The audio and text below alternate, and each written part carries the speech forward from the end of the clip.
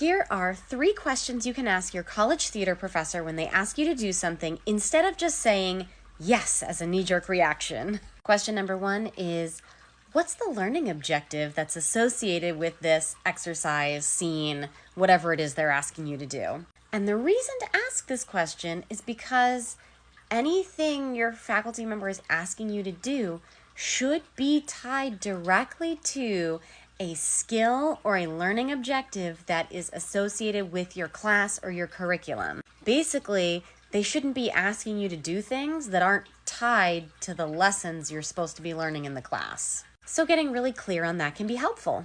Number 2 is, how long do I have to consider this request? Sometimes it's hard to know if something is a yes or a no, like on the spot in the moment. So having some time to process and think about it can be really helpful, and asking for that time can help your faculty know that, yes, this is a big ask and you need to take a moment to think about it. And then the third question is, what are the consequences of saying no?